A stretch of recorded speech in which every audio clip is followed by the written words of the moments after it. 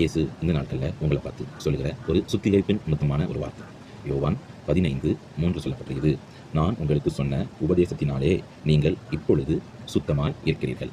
நீங்கள் ஒரு நாட்களில், அதாவது இயேசு அறியாத காலங்களில் வாழ்ந்து கொண்டிருந்தீங்க. எப்படின்னா, பாவம் என்னதென்று தெரியாதபடிக்கு பாவத்தில் மூழ்கி துணிகரமான காரியங்கள் செய்து வாழ்ந்து கொண்டிருந்தீங்க. கர்த்தர் உங்களை தெரிந்து கொண்டார். ரட்சிப்பின் பாதையில் உங்களை சுதந்திரிக்கும்படியாக நடக்கும் பட்சத்தில் தவறு எது சரி எது என்ற விதமாக வசனத்தின் மூலம் உங்களுக்கு தெளிவுபடுத்தி உங்களை சுத்திகரிச்சிருக்கிறார். இப்போ உங்களுடைய வாழ்க்கையில் நீங்கள் தவறான பாதையை விட்டு விலகி கர்த்தர் விரும்புகிற, நம்முடைய தேவன் விரும்புகிற பாதையை பின்பற்றி அவருக்குள்ளே நடக்கிறீங்க. வசனம் சொல்லுது, நீங்கள் இப்பொழுது சுத்தமாக இருக்கிறீர்கள். உங்களை சுத்திகரித்த தேவன் வசனம் 2 சொல்லப்பட்டிருக்குது. என்னில் கனி கொடாதிருக்கிற கொடி எதுவோ அதை அவர் அறுத்து போடுகிறார். கனி கொடுக்கிற கொடி எதுவோ அது அதிக கனிகளை கொடுக்கும்படி அதை சுத்தம் பண்ணுகிறார். சுத்தப்பட்டிருக்கிற நீங்கள் கர்த்தருக்காக நிற்கும் பட்சத்தில், கர்த்தருடைய வசனத்தை உட்கொள்ளும் பட்சத்தில், அதை நம்பிக்கையாக பிடித்து கர்த்தருக்குள்ளாக காத்திருக்கும் பட்சத்தில் அவர் உங்களை அதிக கனி கொடுக்கும், இன்னும் பிரயோஜனமுள்ள பாத்திரமாக பண்டமாக உங்களை உருவாக்குவாராம். அதனால கர்த்தருக்குள்ள அடங்கியிருங்க.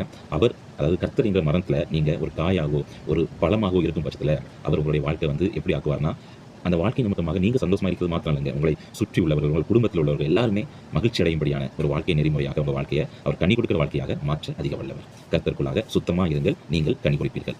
ஆமென்.